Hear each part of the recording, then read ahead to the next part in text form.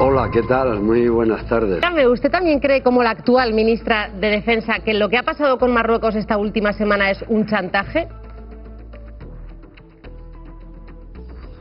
Bueno, mire, el asunto de Marruecos y la crisis de carácter diplomática y lo ocurrido en Ceuta y en Melilla tiene muchas aristas y tiene muchos puntos de vista.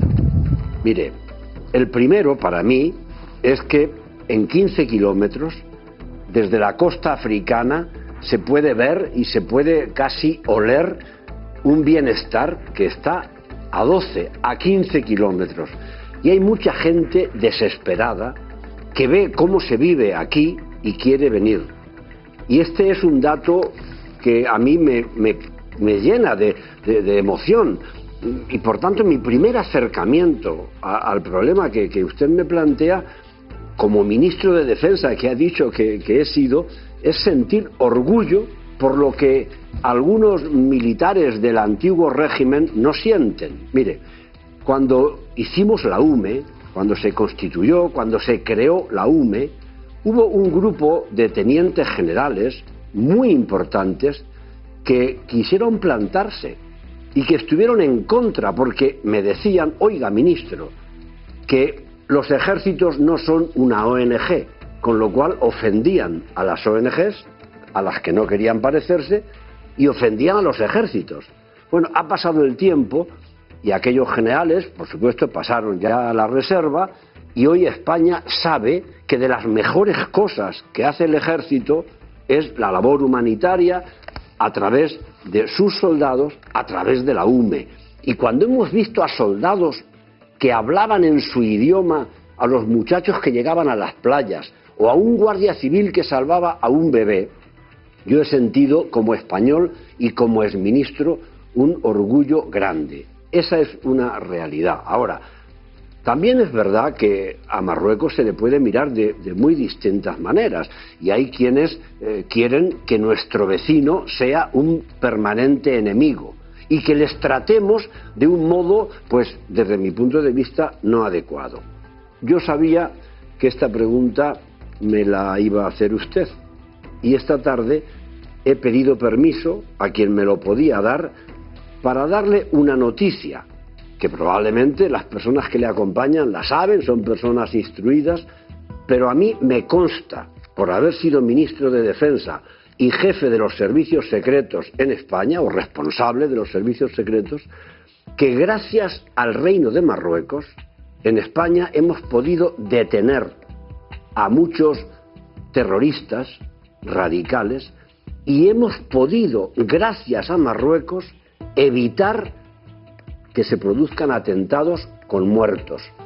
Y yo, como exministro de Defensa, como responsable de esta información, doy fe de que es así. Y por tanto, a los actuales gobernantes, a los que se oponen a los actuales gobernantes, les digo que no voy a aplaudir ninguna acción no humanitaria del gobierno de Marruecos, pero que sí tengo que decir que querer llevarse mal con Marruecos, no querer reconocer lo que hay de cierto en sus modos de actuar, lo que hay de bueno para España, a mí me parece que es suicida. Mire, el incidente de Perejil es un ejemplo bien claro.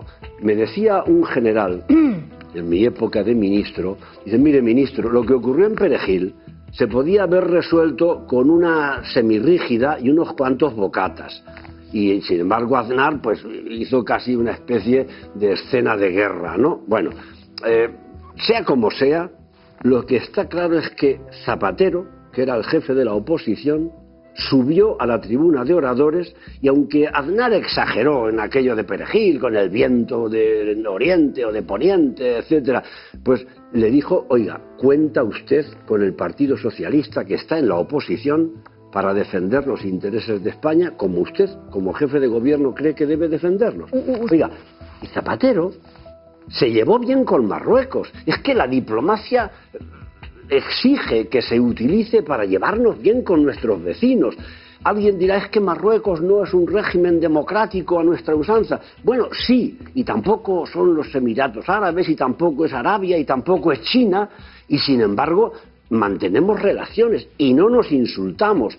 Eso no significa que yo aplauda lo que no es plausible en el comportamiento que recientemente usted me preguntaba.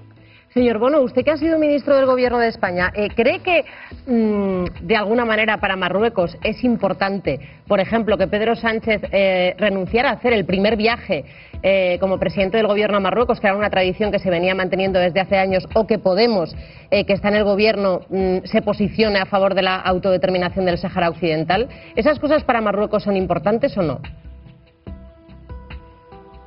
Bueno, yo creo que la primera de las que usted me habla, que el jefe del gobierno no hiciese su primer viaje, yo creo que hay una explicación que no es la de que Pedro Sánchez no quisiera ir. Creo que hubo razones y circunstancias que lo explican. Respecto a lo que piensa Pablo Iglesias o Podemos del Reino de Marruecos o del Frente Polisario, pues esto es un modo de hablar y de ser que sin duda pues no favorece que el vicepresidente o quien ha sido vicepresidente del Gobierno de España hable del Reino de Marruecos en los términos en que a veces se ha hecho.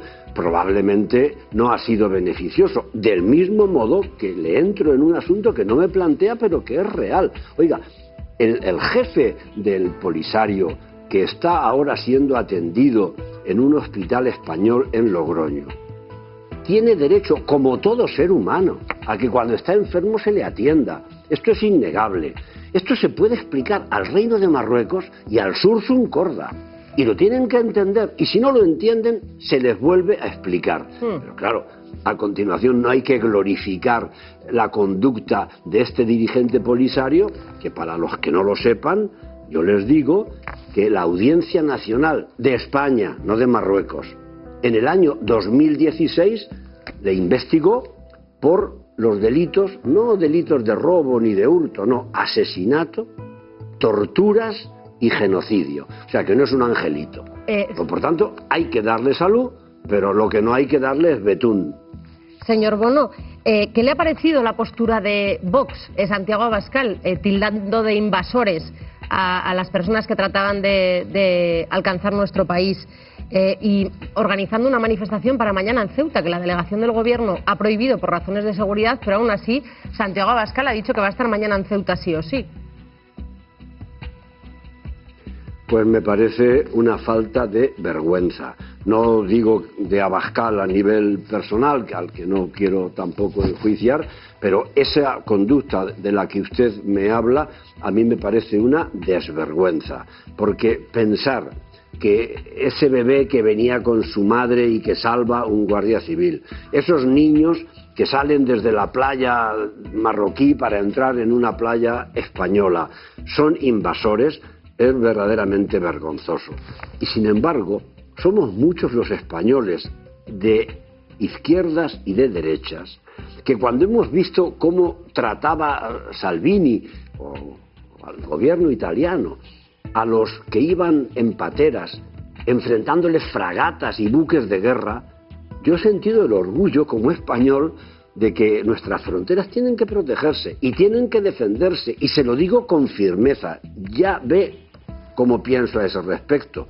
Yo era ministro de Defensa cuando se reforzó la valla en Ceuta y en Melilla, pero yo siento orgullo de que a los niños desvalidos y a los bebés no se les enfrenten fragatas ni buques de guerra, sino un comportamiento humanitario. Yo pago impuestos, y muchos españoles pagamos impuestos, para que nuestros soldados, cuando tengan que ser humanos y generosos y solidarios, los sean, y que no se use el CEMME y las armas de fuego contra la gente que viene indefensa y lo que necesita, en muchos casos, es un abrazo, aunque no faltarán demagogos que quieran poner en ridículo a nuestras Fuerzas Armadas por ser exactamente eso, demócratas, por ser humanitarias y por ser comprensivas y solidarias.